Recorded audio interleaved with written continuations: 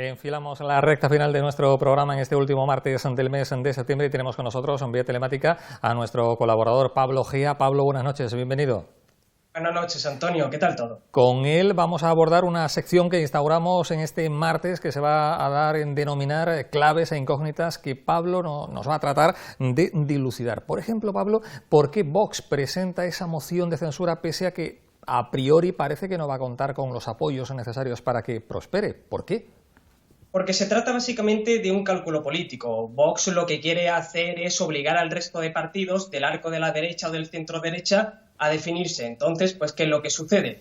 Que necesita hacer esa moción de censura para obligarles a colocarse en una posición en la que o apoyan sus postulados o van a verse comprometidos ideológicamente. Además, Vox sabe perfectamente que ha sido completamente irrelevante durante la pandemia porque su oposición se ha basado exclusivamente en criticar al gobierno pero no proponer nada más, entonces necesita salir de la irrelevancia. Y la mejor forma de salir de la irrelevancia es haciendo una moción de censura que lo saquen los medios de comunicación, que el resto de partidos tenga que verse en la tesitura de apoyarla o no apoyarla y así, como digo, definirse y, en definitiva, conseguir el titular porque sabe que su base electoral es una base electoral extremadamente volátil y o de alguna forma la sujeta o lo va a pasar muy mal en los próximos comicios.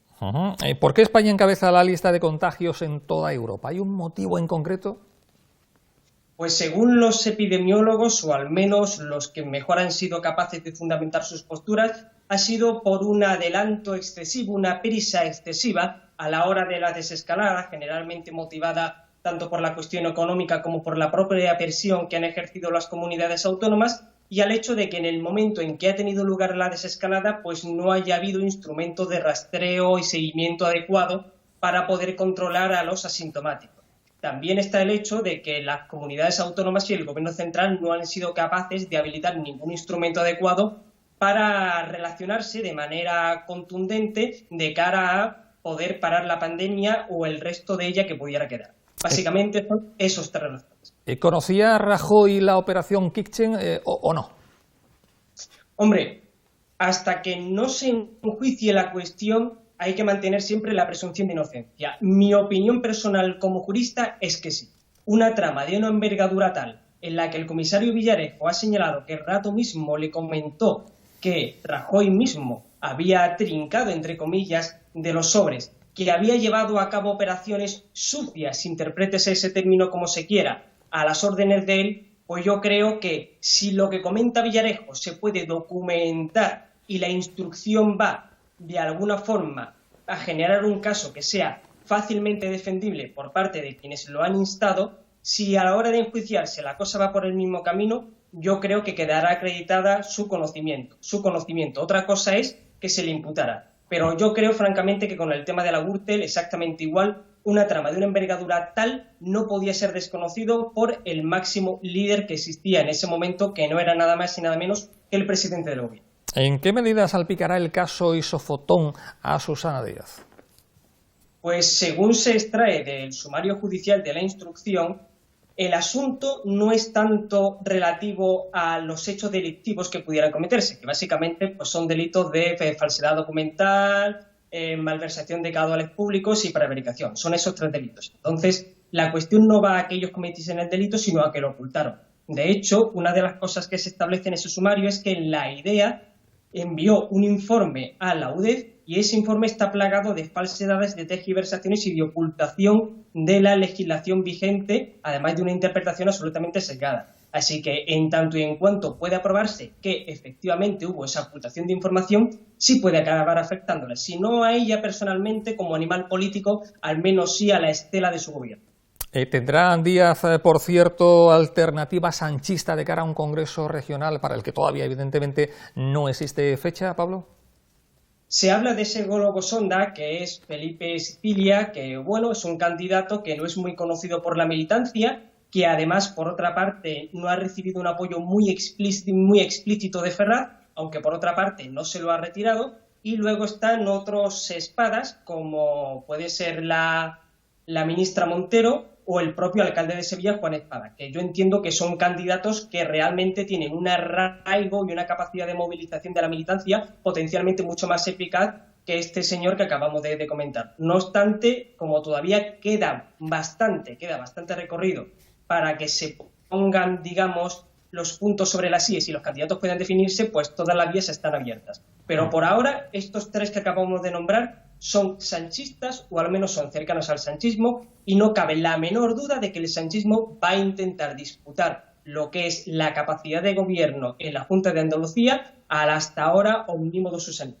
Porque hablamos de sanchistas, pero aquellos son del Viejo Testamento, podríamos decir, porque ha habido algunos, como últimamente parece que señalan a la propia Susana Díaz, de apuntarse al sanchismo para estar bien vista desde Ferraz, ¿no, Pablo? Susana Díaz es un animal político y, como todo animal político, es práctico y hará lo que considere en el momento que considere. Bien es cierto que también ha sonado, ¿no?, la flauta de que ella en un momento dado podría ser incluso hasta propuesta o si se haga como ministra. Yo la verdad que pongo serias dudas a esa serie de hipótesis, pero no sería en absoluto descartable. Susana Díaz ha de alguna forma reelaborado la relación que tiene ahora con Sánchez, que es muchísimo mejor. Pero por otra parte, yo dudo bastante que al final Susana Díaz se baje del burro, acabe de alguna forma colaborando con su mortal enemigo por un puesto, porque así perdería la base de la militancia que le ha apoyado y a toda esa gente en los estamentos medios del partido que han visto menoscabadas sus carreras por haberla apoyado a ella en la carrera por la investidura en las primarias. Pablo, muchas gracias. Buenas noches. Cuídate. Gracias a ti, Antonio. Cuidaos. Son las claves y las incógnitas de esta semana aquí con Pablo Gea en directo en Voz Populi. ¿Y cómo se inicia el curso político, sobre todo en el Senado? Jesús, José Enrique, hay, imagino que mucha intensidad, mucha actividad, ¿no? Sí, porque, en fin, gracias a Dios las Cortes no han parado, las Cortes Generales, en su actividad parlamentaria. Y el momento que sí ha habido por cuestiones puramente de movilidad, reducción en cuanto a actividad de mociones y tal, pues eso se está ahora sobrecargando, es decir, que ahora sí tenemos sobrecarga propiciado porque en otros meses ha habido un poco más de tranquilidad en ese debate parlamentario que propiciado por no estar presente, por no poder articular un debate cara a cara, pues no se podía desarrollar. Pero vamos, yo creo que no paramos. Sí. Eso... No se para, ¿no, Jesús? Es coincidente, vamos a decir. Al final, realmente, empezamos la legislatura que empezó, y recordemos que nos parece un mundo ya, nos parece muchos años, pero que la legislatura empezó febrero, poco más que en enero. Es decir, que cuando hubo gobierno. A partir de ahí tuvimos un poco más de un mes donde se constituyeron las comisiones y las comisiones de trabajo, y vino la pandemia, que lógicamente, igual que toda la actividad, se paralizó la actividad legislativa. Eso ha habido que recuperarlo. Entonces, desde incluso en el periodo estival ya se habilitaron, en el mes de julio se habilitaron para los plenos de manera extraordinaria, y ahora en septiembre es pues recuperando toda esa mucha actividad que quedó pendiente, y vamos, semanalmente, y lo puede ratificar José Enrique, semanalmente estamos en Madrid en varios días, en distintas comisiones, un poco lo que dicen, no parar. Hay una anécdota. Tuvimos esta semana una reunión de la mesa de una comisión, de la Comisión de Ciencia, Innovación y Universidades. Se acordó una fecha de reunión y inmediatamente al poco tiempo tuvo que llamar el presidente a los miembros de la mesa para decir que esa fecha no, porque estaban cogidas todas las salas del Senado. Es decir, que había habido sobrecarga y en cuestión de, como digamos, una hora en la que se habló que había sitio y a la hora ya no había y tuvimos que buscar otra fecha. Es decir, hay sobrecarga porque, claro, todo lo que no se ha podido desarrollar por cuestiones de movilidad en estos meses atrás, pues hay que recuperarlo ahora y en ese sentido. Pero bueno, bien, yo creo que el servicio a los ciudadanos es un orgullo y yo creo que así lo entendemos tanto Jesús como yo, que lo importante es prestar este servicio con lealtad y siempre pensando en los ciudadanos. Yo creo que eso es lo principal. Claro que sí, en definitiva, que no es el dicho ese que se extendió en los últimos años de que los políticos trabajan poco, especialmente los que tienen su sede laboral en Madrid, es algo totalmente yo creo que coincidente con José Enrique, ¿no? Que no, vamos, nosotros, al menos en la parte que nos toca, yo creo que también por la cuestión personal de cada uno también, pero parar no paramos, trabajar trabajamos, estamos metidos en todas las comisiones de las que tenemos capacidad y de las que entendemos que podemos aportar algo. Es decir, que además muy relacionadas, y eso Enrique también lo puede ratificar, muy relacionadas con la provincia de Huelva. Es decir, que al final estamos en dos fuerzas políticas diferentes, pero bueno, también todos tenemos el común del interés de la provincia, con lo cual estamos en comisiones muy cercanas y muy relacionadas con los sectores económicos de Huelva. Bueno, pues al final lo que interesa es eso, trabajar mucho, conseguir lo máximo posible para la provincia y que el trabajo que hagamos también tenga refrendo, ¿no? Bueno, pues un placer tener aquí a Jesús, a José Enrique también, dos senadores del PSOE y del PP por esta provincia en esa Cámara tan importante. Un placer, ya digo, cuidaros y en próximas ocasiones seguro que tendremos nuevas oportunidades de seguir analizando la actualidad. Muchas gracias. Un placer. Un placer, como siempre. Y a vosotros, bueno, pues muchas gracias por haber estado ahí. Les esperamos en las próximas ocasiones, naturalmente, para seguir juntos, cuídense, para seguir analizando la actualidad. Buenas noches, hasta la próxima semana.